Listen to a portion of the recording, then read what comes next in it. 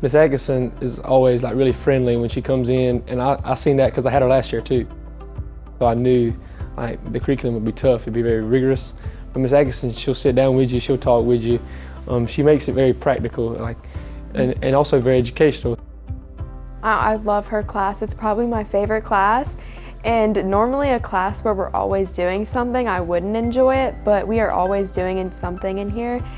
Atkinson is always finding a way to make it fun, and she gives us all everything we need to succeed. So I'm Renee Atkinson, and this is my 20th year teaching, and I've spent the last 9 years here at Aynor High School. I teach English 2, English 3, which is a hybrid class between they take AP language, and it's the first year of IB curriculum. And then the senior kids that I teach, they're in the second year of the IB curriculum, and they also take the AP literature exam.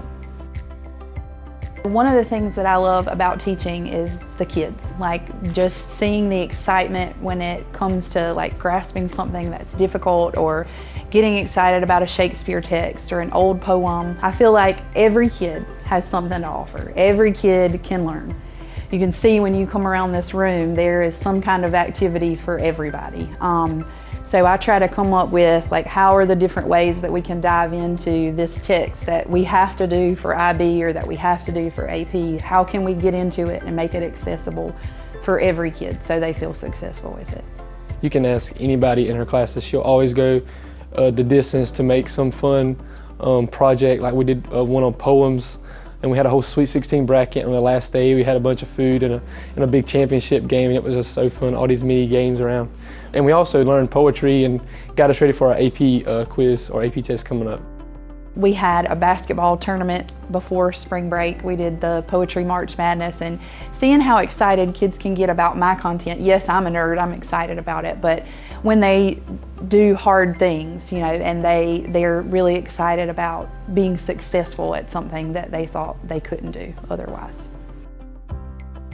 So I feel it's important to build relationships with students. I want people to get to know me. I mean, when you're colleagues, you're friends with them, like yes, you're friends at school, but you talk about your family and what you do outside of that. So I make time every day to talk to these kids, to ask like, how's your day? I hope the rest of your day is good. Like I show up at concerts and ball games and whatever it is so that we can have conversations and they feel like I'm invested in them, not just as their teacher, but as a person who cares about them.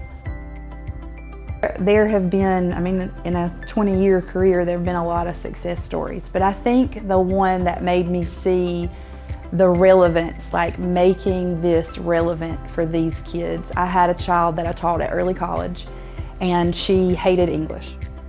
Well, I found out in building relationships with kids that she did rap battles on the weekend and at night. Like that was the thing she was into. And so I told her, you know, like, if you can incorporate some of what we're doing in class, like this fits. And so I had pulled some modern songs to compare the characteristics of ballads, and it was like the light bulb went off. And she realized, oh my gosh, I'll start getting more points if I do this and I do this and I do this. And she went from being a struggling learner to a success story. She just goes above and beyond. I remember one time she got me out of class actually to help me write an application essay for Clemson, which is her go-to school. And I'm not really a big Clemson guy, but she sat down with me like an hour and a half, and we just banged out an essay. And like she took her personal time to like go help me, and I just felt so great after that. I was like, this teacher's like really on my side. Like she's really helping me out.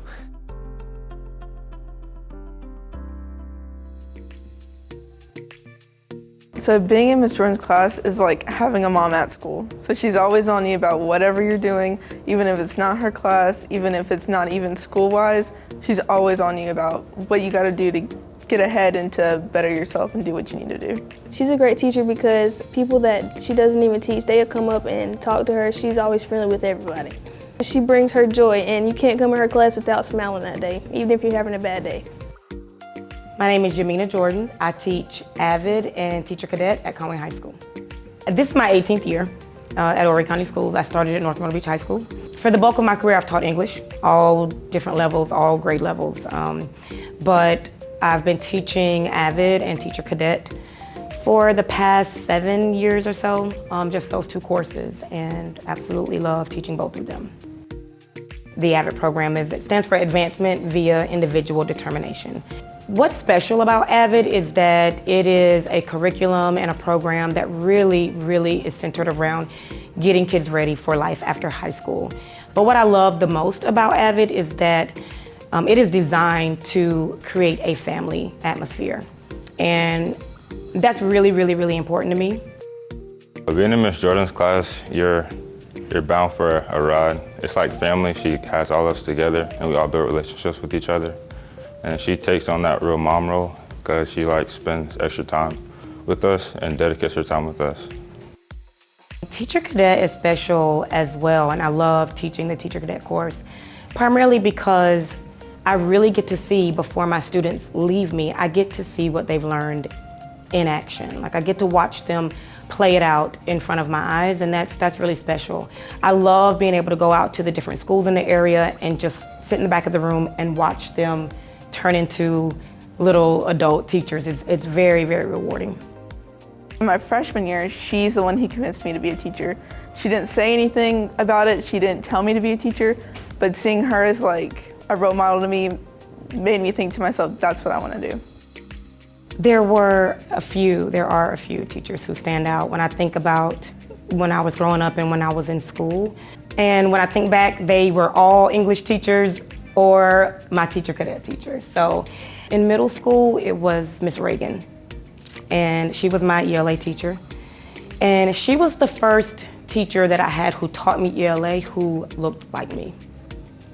And not just looked like me in one way, but in a lot of ways. She loved books. She loved to read books out loud and share books. And she sounded like my mom with a lot of the things that she said and all the other women in my life. But she also looked like me. And I will never, ever forget her. She was regal to me. She walked a certain way and she talked a certain way. And I feel really blessed that I got a chance to tell her that before she passed, that she was very inspirational to me. I probably don't think about how that transfers into what I do every day until I see something, and I think about the fact that all of my students are watching me, but my girls especially, and my girls who look like me. And they think about, themselves in the future, and I hope that I can serve as a role model to my students, and I hope that they are able to see themselves in a professional position as a result. I think that's important.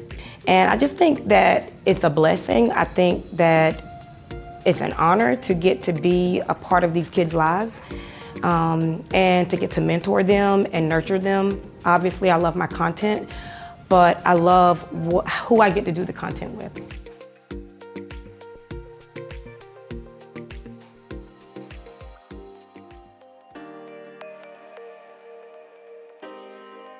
What's your favorite thing to do in school? Yeah. What do you like to do when we're in class together? My local class. Ms. Miller's class. What do you like to do in Ms. Miller's class? Do you like to read? Do you like to do learning games? What do you like to do? Game.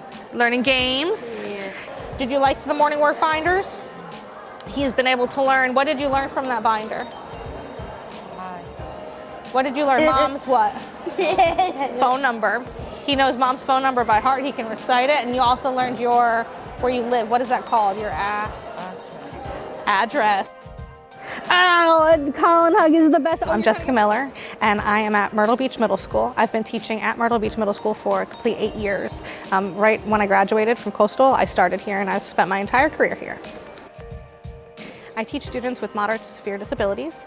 This is my second year in that setting. Prior to that, I teach special ed, and I've been in a variety of classroom settings. I'm finally where my passion is and where I've been wanting to be the entire time I've been here. I feel like I'm on top of the world. Some days they don't say much, especially because a lot of them don't talk much. But like when we're doing songs this morning, I don't know, you never know what you're gonna get. It's a surprise every day. And when they're participating and they're in it and they're with it, and the joy that they get gives me all the joy that I have. What led me into teaching is that I know I always wanted to be a teacher. Even when I was little, I remember setting up all my dolls and my stuffed animals and teaching. And I just didn't know what kind of teacher I wanted to be. So as I got older and I got into high school, I got really involved with National Honor Society, and I ran a special needs prom for 3 years in my high school. I coordinated athletics because I was an athlete, tutoring with students with moderate severe disabilities, and that really told me what I wanted to do and who I wanted to work with. My philosophy now is that I fully believe, like working with a variety of people, that children and adults deserve a meaningful and purposeful life. Everybody goes to school and they go to learn, and they put in all this time, especially kids with special needs. They go to school till they're 21. And afterwards, you want to do something that makes you feel meaningful and purposeful. I want to give my kids access to more independence where they will have that feeling. Mr. Rogers was my 5th grade teacher, and then in high school from freshman year to senior year, her name was Miss Kropanak. They were my favorite teachers because it wasn't what they taught me. Mr. Rogers, I know it was social studies, but that's not what I remember about him. Ms. Kropanak was my child development teacher who got me into different areas of education. It was about how they made me feel. So it was like that social emotional piece. They cared about me, they made me feel seen. It's the relationships. I build everything off of relationships. I start early with parents, with other stakeholders who are involved in my kids, whether it's an OT, outside agency, kids, parents, all of it. Everyone needs to feel celebrated, and I want, when I build relationships, to make sure that they know that they can feel celebrated. I just love on them, care with them. I go to things for them, with them outside of school, whether it's adaptive surf, whether it's going to a communion. I've been to a couple kids' communions before, so it's just consistently pushing that. These are my babies. They are my family too. I am invested in them. My hope for my students when they leave me is that I have opened up more access to a purposeful and meaningful life, which is the basis of my foundation, philosophy. I want them to remember how I made them feel, and that they are meaningful, that they are unique, and that they are celebrated, because they're gonna have so many other barriers when they go other places. So I want them to remember how I made them feel.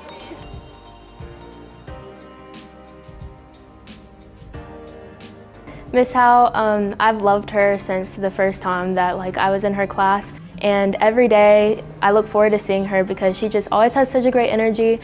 We are her last block, but she's never tired, she never has a bad mood.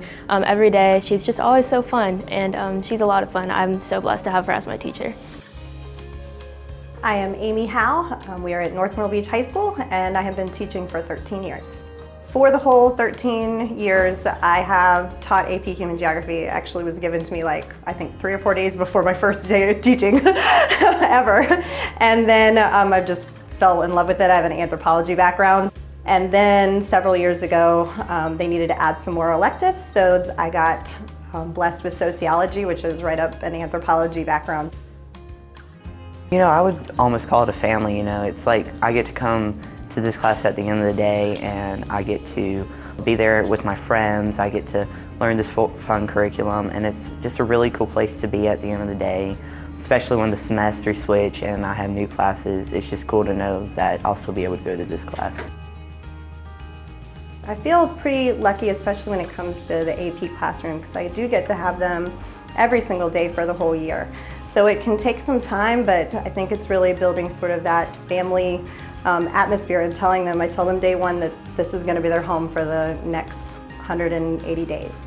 And sometimes that is just allowing things to get a little off topic, so what was the weekend like? What movies or things or that kind of stuff, because if you can get to what they're interested outside of the classroom, they'll usually eat up that content a little bit more. I actually graduated from Sauk City High School. So I graduated in 2001. And I think my most memorable and favorite teacher was probably Mr. Chandler. He taught social studies for me 11th and 12th grade in the International Baccalaureate program. And I think he just, without technology, had a whiteboard and a marker.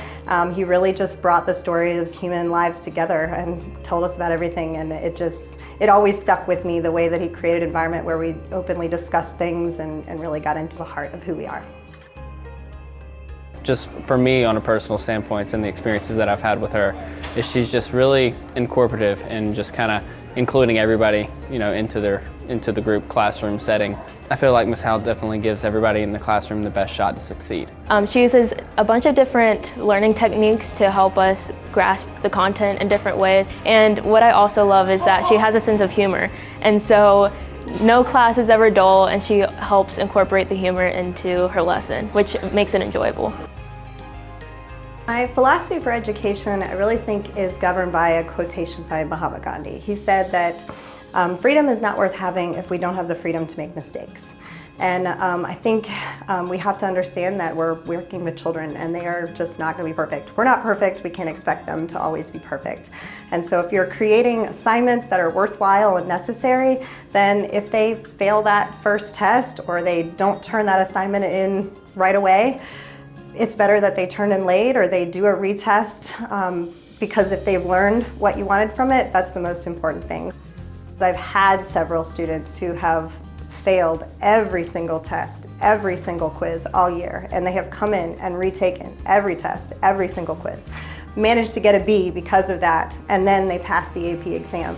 And so when I get to contact them in the summer and let them know that they got a 3 out of 5 on that test, and that, you know, all of that hard work and those hours outside of school that they came in and listened to me tell them what they missed on every single test question and then retook it was worthwhile. And so just those collection of students for me was a big success.